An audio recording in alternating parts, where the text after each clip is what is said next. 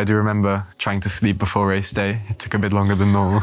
And then just as the meeting ends, he goes, oh, by the way, you're going to be racing for Ferrari this weekend. You're in the Red Bull seat. Your teammate's pretty much one of the best drivers in the world. So good luck. And that was this all I've lived for my whole life. If this goes wrong, what am I going to do if I'm not in Formula One? I've probably been through more than what Alex or Lando has. I struggled with the media attention to begin with. I was underprepared, really. I just didn't have that. That sounds quite lonely. Did it feel It is, yes. You can't use experience as an excuse because you've got no understanding of what experience gives you. Exactly. And until that point, I've only ever done 1 year in every category I've done. You've got to see that as an advantage. I was making a few mistakes that season, but not many people noticed because the spotlight wasn't on me. The spotlight was on Lando and Alex. So much that goes on in Formula One. Truthfully, for me especially, the biggest thing to get used to was... When did you first get this inkling that something was going on and it might impact your race weekend? I was having lunch, sitting with Chris and the rest of my little personal team, and I saw the call on Chris's phone from Fred Vasseur. And normally, on a race weekend, it doesn't really spell good news when Fred calls. I knew he wasn't going to call me to say good luck for the race. And yeah, I could see Chris's face when he picked up the phone, and it was a bit... it was a specific facial expression. So what are you thinking then at that point? I put two and two together. I knew that Carlos wasn't feeling great, and I could feel a bit of excitement. Chris's phone actually wasn't working correctly, so I called Fred afterwards, and he broke the news to me. I think I panicked a bit because he was telling me to calm down and that just to head to the track and we can start.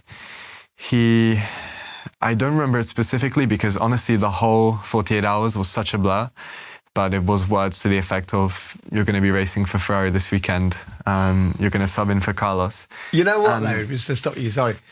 When someone goes, you're going to be racing for us this weekend, that's one thing. When you're going to be racing for Ferrari this weekend, Lewis Hamilton has spent his entire career waiting for the moment to get into that red car. It's like the most famous car on the grid, and suddenly you've gone from Ollie Bearman, who's having his lunch thinking about an F2 race, to suddenly you're driving for Ferrari. Man, you must have almost fell off your chair. It was crazy, and I think he could tell the panic in my voice and how crazy I went. I looked across at my dad, and I think he knew from my face as well. We got straight in the car, and I was so nervous. But walking into the paddock, when did the excitement turn into? It was pretty much instant. It was excitement for the phone call, and then I was thinking of all the eventualities, the fact that I would throw away this F2 weekend that was starting on pole, that I had missed the first two practice sessions. I knew it was going to be a steep hill to climb, and a tall order, but yeah, I headed into the paddock, and the news hadn't broke yet. I was walking in standard, no one took any notice of me. I was just an F2 driver going in for lunch or something with Ferrari. I remember I sat down with Fred in his office, and, he gave me the lowdown, the debrief, or the pre-brief, should I say. And what did he tell you at that point that he thought was important for you to know? I think it was just to manage my expectations, to make me understand that he wasn't expecting fantastic things. And I think that's the kind of the gist I got from everyone who I spoke to within Ferrari. They wanted to make sure that I built everything up step by step, didn't try to be a hero. Because I think in those situations, you can sometimes do yourself a bit more harm than you can good. If I went out there in free practice or qualifying and stuck the car in the wall, it wouldn't have been a good look. So yeah, I had the call or the radio message from the team before every session, to build it up step by step and take it easy. Which on one hand, that was also something in the front of my mind, but when you're getting told don't crash, it's also, it puts one thing in your head, doesn't it? I wasn't thinking about crashing until they say it, so it's a tough thing, but it went well in the end, and I did exactly what they said. I built it up, and as much as they told me they weren't expecting anything, I knew that everyone was watching, and I knew that this could be a really important 48 hours in my career. Could you explain how you dealt with that mentally, to suddenly see not just the pressure of driving a car. You're a racing driver. That's kind of what you've prepared yourself to do all your life. But what you haven't prepared yourself to do is to have 100 photographers and 1 million TV cameras and microphones and everything else that comes with it. So what did you go through to settle that part of it? Yeah, F1 is massively more in terms of media attention and everything like that. Formula 2, you're not really watched that closely by the media. And when you get to F1, that's something that is exponentially bigger. And I found that out in Jeddah. That there's nothing going on in Formula 2. You can, there's not much going on compared to getting into F1 and seeing this amount of cameras. I was quite shocked, honestly. And it was a bit tough. In what way? Just because I knew that the eyes were on me. This was the biggest news of the day, and I knew that, an 18-year-old making his debut with Ferrari, I knew that the pressure was on and people were watching me, and that it would be a really important few laps. So, yeah, it made it really tough. I think the positive part was that I was told only hours before it happened. I didn't have time to overthink it and get nervous, because I was straight to work. I was, catching up on what I missed out in the first 3 practice sessions. I was learning procedures about the car, which I didn't know yet. So that helped me to kind of keep my mind occupied and not focusing on the pressure and the attention and everything like that. But I do remember trying to sleep before race day. It took a bit longer than normal. I bet it did. Here's the truth, okay? High performers don't do more. They just work smarter. It's a myth I want to debunk, that high performance means chasing hacks, squeezing it in, working harder than everybody else. It's not true. The best performers just simplify. They master the fundamentals. We call it world-class basics on high performance. And in many ways, I've learned this through trial and error, but also through the conversations that we've had on this show. And one area you need to get the basics right is your nutrition.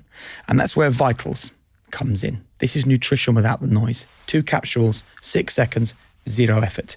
And this has all the essential nutrients, vitamins, minerals, and healthy fats that you need, designed to power your sleep, your energy, your focus, your recovery. No mixing, no messing, no nonsense. Everything you need in the right dose. So why don't you strip your health routine back and just focus on what matters? Head to Heitch.com/Jake or enter the code HP20 at checkout for 20% off your first order. Can we wind back to the first season in Formula One? And from the outside, for everyone, it would look amazing, because you're the youngest ever British debutant in Formula One. You're still a teenager. You're driving a car. It's a dream. And the car we've got alongside us, it bears quite prominently the logo for the Mind charity, who work to support people's mental health. Everyone has spoken about the joys of being a Formula One driver, and many people understand that. Would you mind sharing with us some of the struggles of that first year? Sure. So I think all of it would already start at the first race. Just like we kind of spoke about, the amount of people which are here working on everything. And like at that point, I just feel like just another driver. And I don't feel like I'm way better than everyone else at this point, or necessarily believe I'm much better than everyone else at this point. But like I'm on the grid, and I just think like so many people are watching me. I have so much to deliver for the whole team.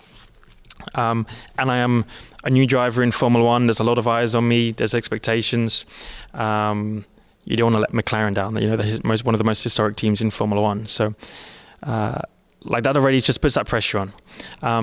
I think when things start going or become tougher are when you just don't, the media is one of the biggest things. How the media portrays you is one of the biggest things. So when things start to go wrong, when you make a couple of mistakes and the media have a little dig at you, and then fans and people on social media start to have more of a dig at you, that's when like that self-doubt that sometimes I would have, like that grows when people kind of just add on to that, And I struggled a lot in like the final few years to get into Formula One, so Formula 3, Formula 2, having that belief of, am I better than them? Am I the same as them? Am I a little bit worse? Like, am I good enough to be in Formula One?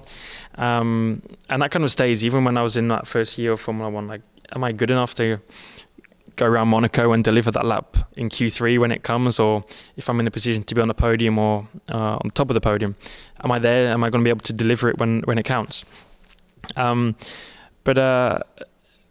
that's okay, and I can live with that quite easily on when maybe I made those little mistakes and so on. But when people add to it and you see comments, that's when you like start to feel a lot worse about yourself. And especially when I'm in my first year, it's like I know my parents have put so much effort into helping me get to there. The team have all the expectations. The whole world are watching, and then you just think like, if this goes wrong, it's my first year in Formula One. If this goes wrong, what am I going to do if I'm not in Formula One? Because this is all I've lived for my whole life. I wasn't the smartest guy in school, and I struggled quite a bit in school.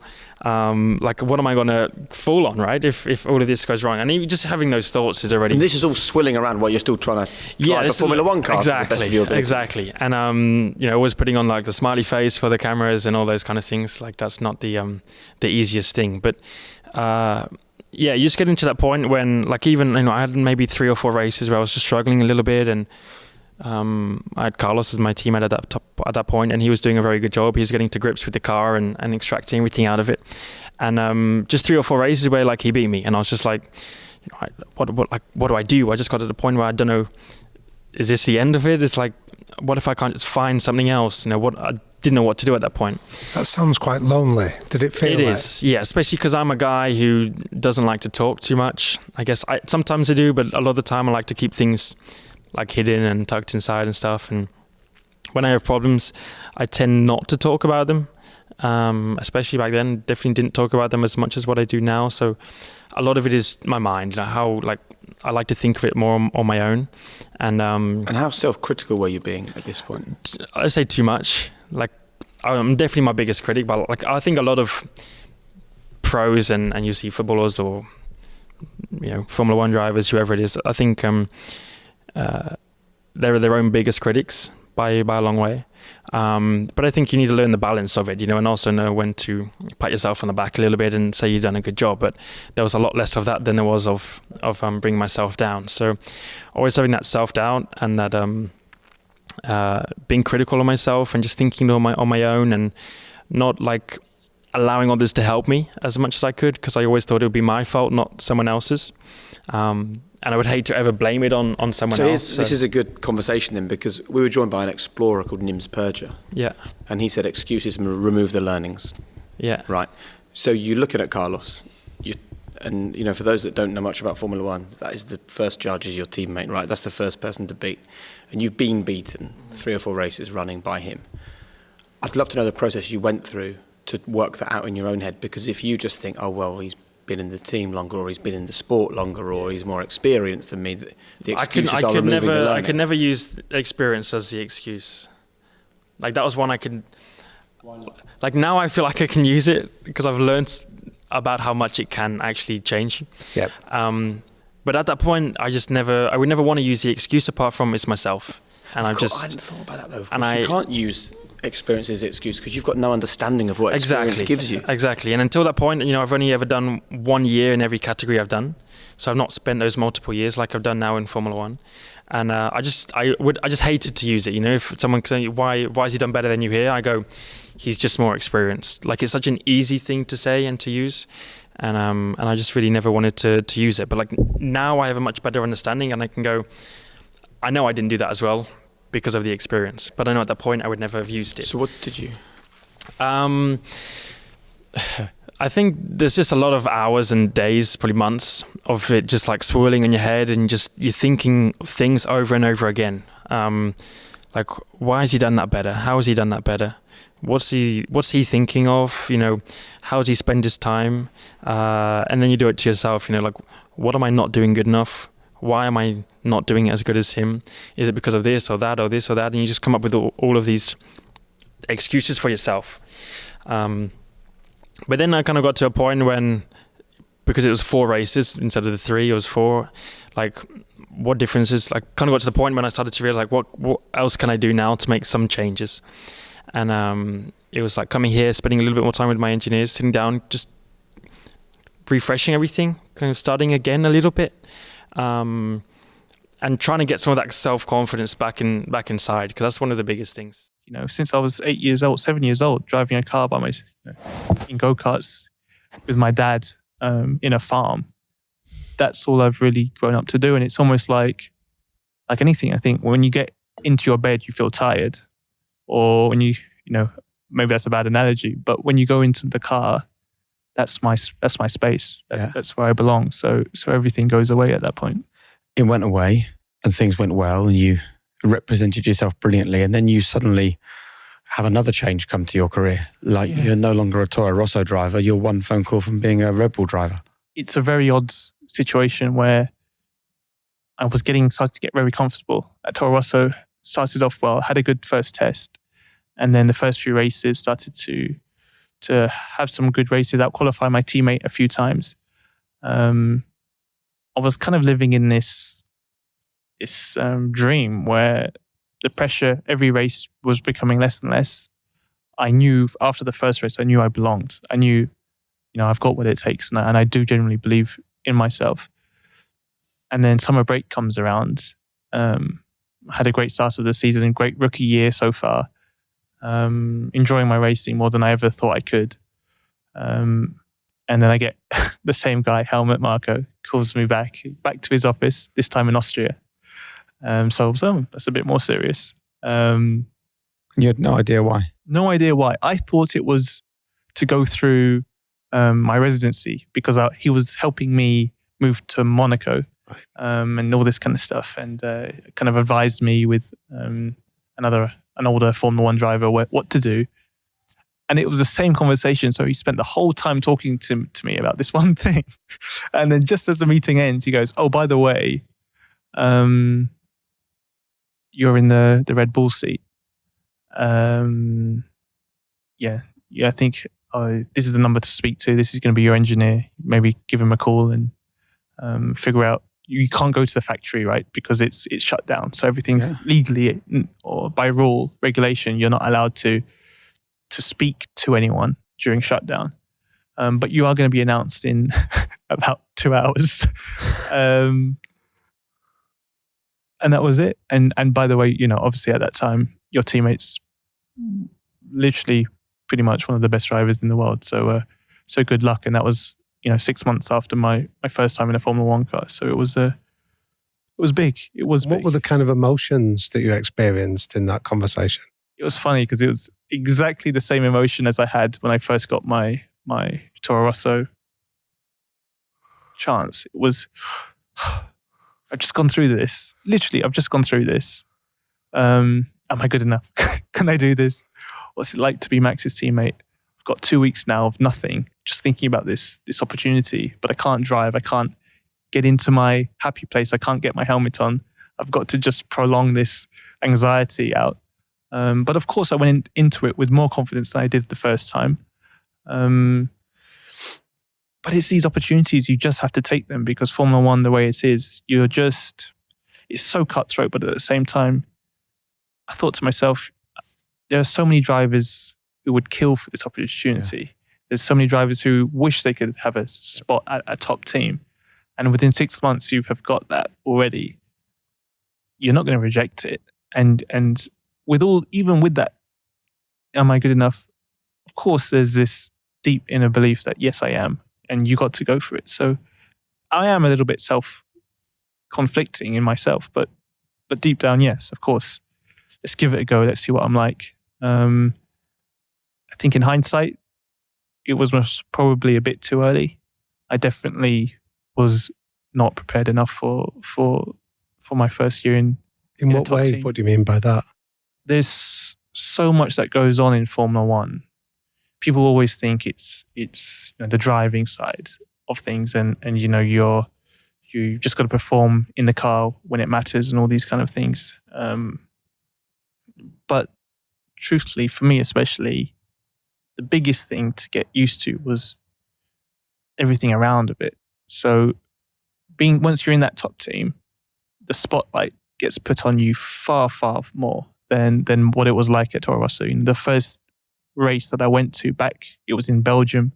The attention around this whole seat swap was massive, and every mistake, everything you do gets criticized. It's quite a hot seat. The seat that I was in, it's been moved around a fair bit.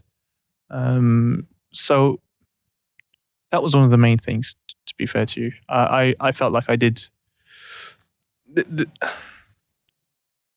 I struggled with the media attention to begin with.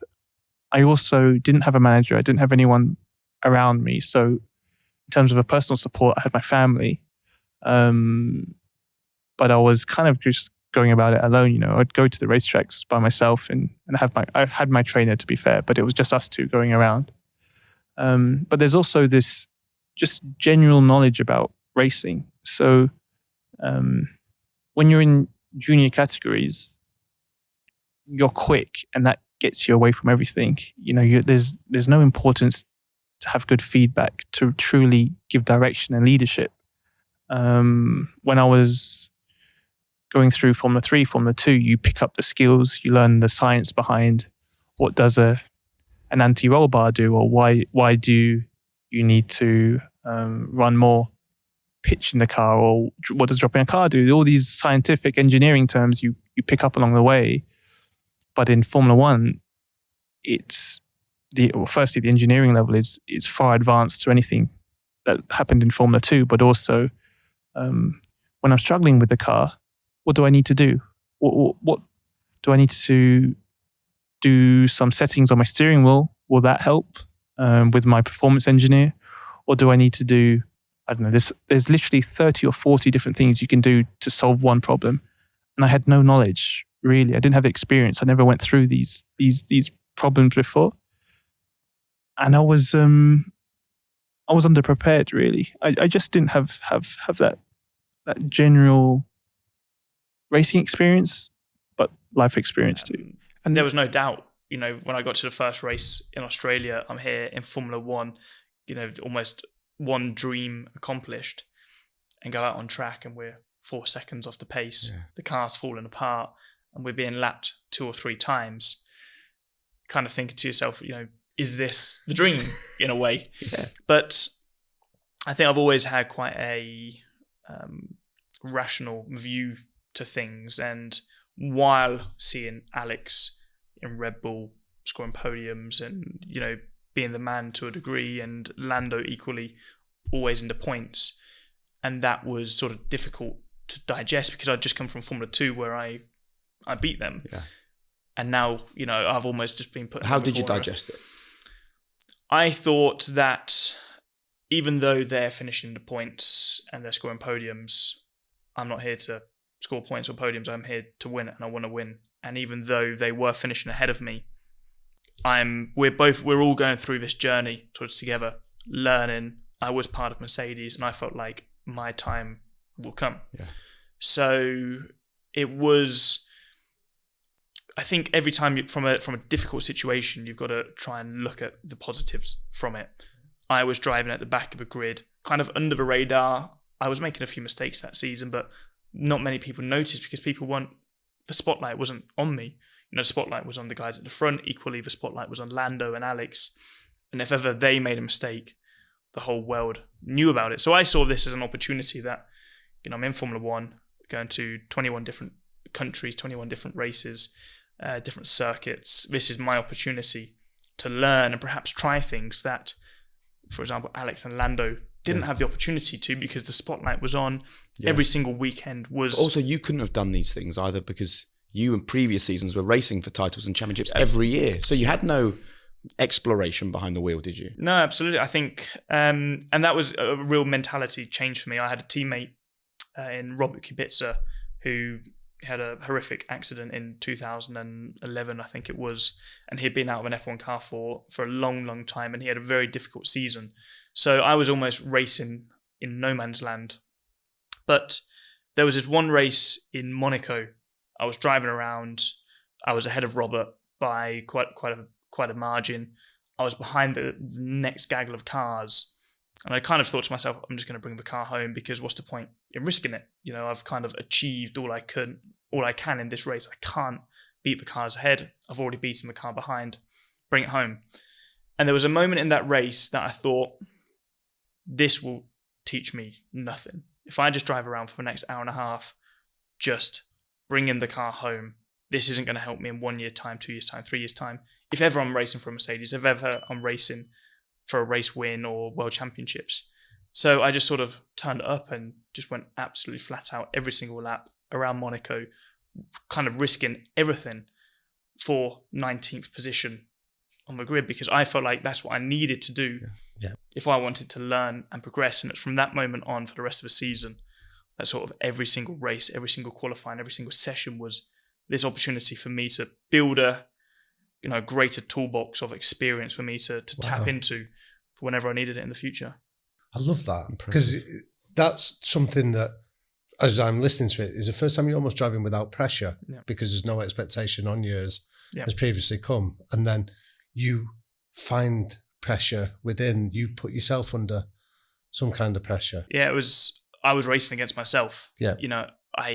I stopped thinking about my teammate and I stopped thinking about everyone else, because we were so far behind, we couldn't compete with anybody else. So I was purely competing with myself, and I'd have races or sessions where I finished 19th. I was ahead of my teammate, behind everyone else. But I was really disappointed with my performance because I knew I could have done better. And for some of my team at the time, it was a little bit difficult to understand. On paper, I'd finished in the same place as I finished last race, finished ahead of my teammate again. All of those boxes were ticked, but I knew I could have done better. And I think that's really helped me to develop from this difficult situation. I could have done that whole season just tootled around, just beating my teammate, finishing behind the rest, and I'd have got to the following year. Then I'm slightly more in the game, but I've just wasted a whole season. So I think every single opportunity you've got to make the most of it. So tell us then, what did you learn about yourself in this season of discovery and exploring your own limits? What's the biggest lesson that came out from that? I think the biggest lesson was probably success is all relative. When I grew up as a young go-kart driver and going through the ranks of F4 to F2, success was being on pole position and winning. And when I got to Formula One, that just was not achievable in the Williams in that season. So I couldn't come away from every single weekend being disappointed with myself because I've not been on pole and I've not won the race. You have to readjust not necessarily your goals, but your expectations. And you have to find your own successes. I would celebrate when I was only half a second away from 18th on the grid, rather than being a second away, because that was relative success. And for me, that was kind of like a pole position. And if I didn't celebrate those moments, that 21 race season would have felt incredibly long. And that helped me to sort of get through that season and to progress as a driver. Are you glad that you had it? I think so. I never want to look back and say things should have been different. I think every single opportunity, every single year, whether it's a good year or a bad year, adds to your sort of development, and it made me who I am. Those experiences, if I was in a Mercedes fighting for victories, I wouldn't have had those experiences. And I have probably been through, in that regard, maybe more than what Alex or Lando has. Lando's been at McLaren now for 5 years. He's been fighting for the odd podium or pole position for 5 years now, whereas I've been on sort of every end of the spectrum. Yeah. And you've got to see that as an advantage. Yeah. He hasn't been right at the back of the grid, but equally he's not been right at the front of the grid in McLaren, and it's through no fault of his own. Lando's an exceptional driver, but that's an advantage I've got to take from that. Yeah.